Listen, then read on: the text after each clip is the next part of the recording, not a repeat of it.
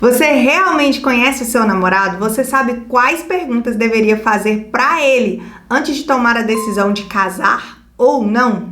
Esse é o terceiro vídeo de uma série chamada Conhecendo Seu Namorado. E nele nós vamos falar sobre quais perguntas você deveria fazer para entender se vocês se conectam intelectualmente. Mas antes disso, eu queria te convidar para ativar as notificações, para você receber mais conteúdos como esse aqui que você está assistindo agora, para você se inscrever nesse canal e, claro, deixar o seu like para me incentivar a continuar gravando para você. É sim muito importante identificar se você tem compatibilidade intelectual com a outra pessoa, porque pensa bem comigo, essa provavelmente será a pessoa com quem você vai passar mais tempo na sua vida, já que nós estamos falando que o propósito do namoro é o casamento. E se a pessoa com quem você vai passar mais tempo na sua vida é terrível se essa pessoa não tiver uma compatibilidade intelectual com você. Se todas as vezes que você precisar comentar algo, falar algo, conversar sobre algo, você pense em outra pessoa para fazer isso e não com a pessoa com quem você está se relacionando. Mas como saber se nós somos compatíveis ou não? Vou deixar aqui algumas perguntas para que vocês se entendam e para que vocês reconheçam de forma sincera se vocês são compatíveis nessa área. A primeira pergunta é: o quão você valoriza os estudos? Ai, Andréia, mas eu nunca estudei, eu era um péssimo aluno, ela era uma ótima aluna ou ele era um ótimo aluno. E aí, será que a gente dá certo? Esqueça um momento a escola tradicional. Por que eu falo a escola tradicional? Porque talvez aquilo ali não era de interesse da pessoa. Você vai reparar que ao longo da vida, pessoas que talvez não foram bons alunos na escola se destacaram profissionalmente depois, porque eles começaram a estudar aquilo que os agradava, aquilo que era bom para eles. Então, o que eu quero que você perceba nesse exato momento é que se essa pessoa, ela estuda, se ela tem desejo de aprender hoje sobre aquilo que gera renda para ela. Se é uma pessoa que fala assim, nossa, eu quero saber mais sobre isso aqui me interessa, esse assunto, ele completa o meu dia, ele faz parte da minha carreira, esse assunto é importante para minha família, e aí essa pessoa se dedica a estudar sobre isso ou não? Para ela assim, eu já sei de tudo, eu não preciso saber de mais nada, isso aqui é tudo que eu precisava já saber. Meu pai não sabia nada e viveu assim, para que eu preciso saber? Entenda esse tipo de crença para ver se vocês são compatíveis ou não. Segunda pergunta: quando você quer a opinião sobre algo que é importante para você, que você vai fazer, que você está pensando, ou que aconteceu com você, é a mim que você recorre? Ou eu estou pelo menos entre as pessoas que você recorre, que é importante a opinião para você? Se sim, ótimo, essa pessoa ela quer compartilhar a vida com você, ela acha sua opinião valiosa, ela acha sua opinião importante. Isso não quer dizer que em assuntos específicos, nessa área aqui eu preciso de um expert, então eu vou procurar outra pessoa que saiba muito sobre esse assunto para me direcionar. Mas essa pessoa gosta de compartilhar sobre o dia, sobre a vida, ou até sobre essa busca de outra pessoa com você. Entenda, alguém que acha que sua opinião nunca é necessária, que sua opinião nunca é importante, ou que te diz claramente, você não sabe nada sobre isso, você não deve opinar sobre a minha vida, não é uma pessoa que vale a pena você manter um relacionamento. Terceira pergunta é: nós conseguimos ter conversas inteligentes ou conversas mais duradouras, conversas mais completas sobre assuntos que são interessantes pra gente? Perceba, o assunto entre vocês consegue render? Vocês conseguem falar sobre um assunto de forma mais profunda, de forma mais específica, de forma fluida? Ou parece que todo assunto começa e termina em segundos, que vocês ficam travados, que fica aquele sinal, aquele grilinho no ar, né? Tipo, e agora? Ou se vocês sempre que estão juntos, acaba o papo muito rápido e vocês têm sempre uma conexão física, mas não conseguem conversar. Ou quando é necessário conversar, vocês acabam recorrendo ao celular e fica cada um ali no seu silêncio, no seu mundinho. Reparem nisso. É uma vida inteira para se passar com a pessoa. Não é certo que você passe com alguém que não dê para conversar.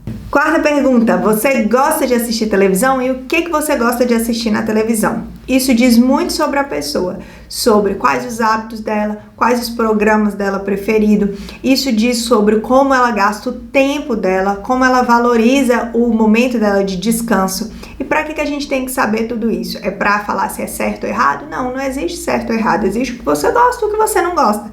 Mas é para ver se vocês têm similaridade nisso. Muitas vezes vocês vão passar o dia inteiro fora de casa trabalhando e quando chegar, esse tempo que vocês têm, se vocês tiverem similaridade naquilo que vocês gostam de fazer, será muito bom para que vocês tenham um tempo de qualidade juntos. Se cada um gostar de fazer alguma coisa, ainda pode dar certo? Pode, se cada um respeitar isso, falar assim, nossa, ó, esse tempo eu vou ler, esse tempo você vai assistir televisão e mais tarde a gente talvez jante junto, ok, é um acordo que vocês podem fazer. O que não pode é ser algo que o outro abomina. Por exemplo, eu não tô acreditando que fulano tá assistindo televisão. Eu acho um absurdo. Num momento como esse, olha, tem tantas opções de coisas pra gente fazer, a pessoa gastar o tempo dela assistindo televisão. O que não pode é isso, é serem valores completamente diferentes. A quinta pergunta é, quanto tempo você passa nas redes sociais e o que você gosta de ver ou fazer por lá?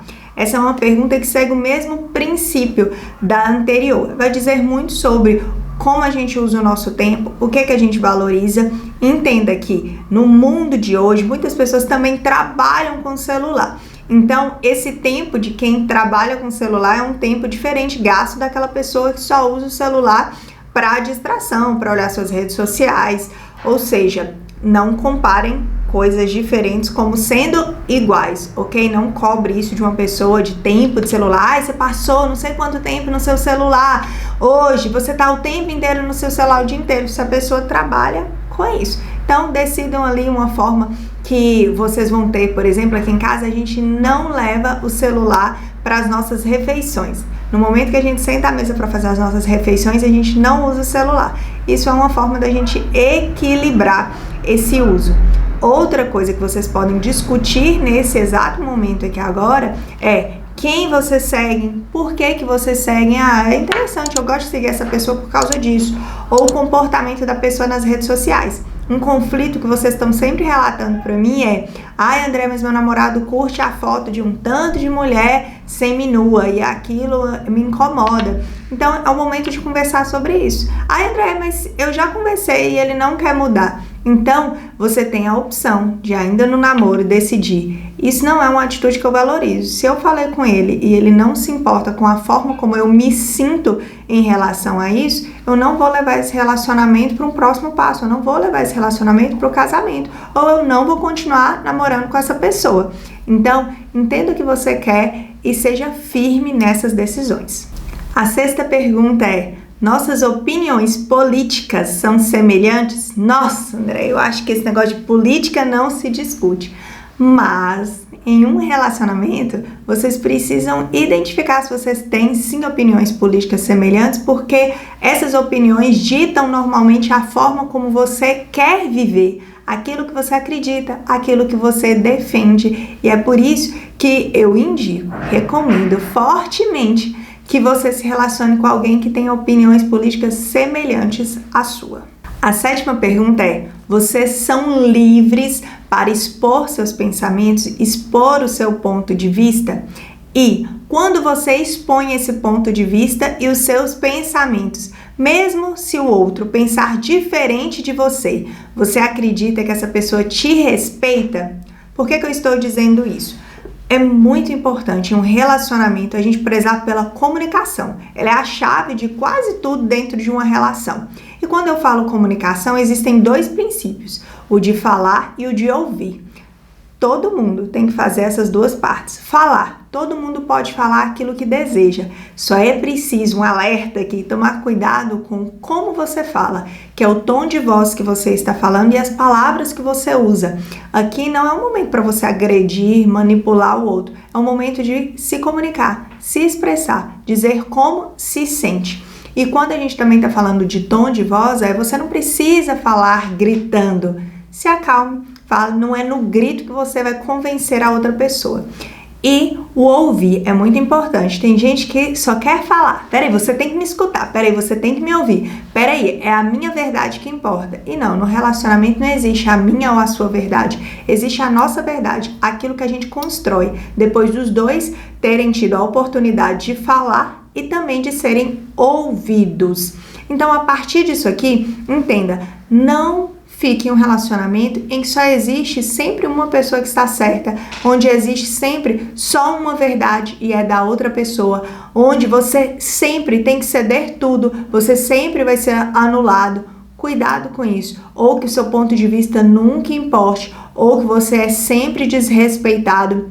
Entenda, mesmo quando vocês não concordarem, ainda assim vocês precisam se esforçar para entender o outro. Ó, eu não penso como você, mas eu entendo por que você pensa assim. Talvez aquela sua experiência, talvez esse momento, talvez a forma como você se sente em relação a isso te faz pensar dessa maneira. E eu te entendo, mesmo pensando diferente. Isso é respeito e todo mundo precisa ser respeitado em uma relação. Durante o período de paixão, nós tendemos a ignorar todas essas informações que foram passadas aqui, todos os sinais que recebemos em relação a isso. Mas ao longo do tempo, geralmente nós nos tornamos intolerantes com as pessoas que pensam diferente da gente, com as pessoas que agem diferente da gente intelectualmente. E é por isso que eu te convido a levar todas essas questões a sério.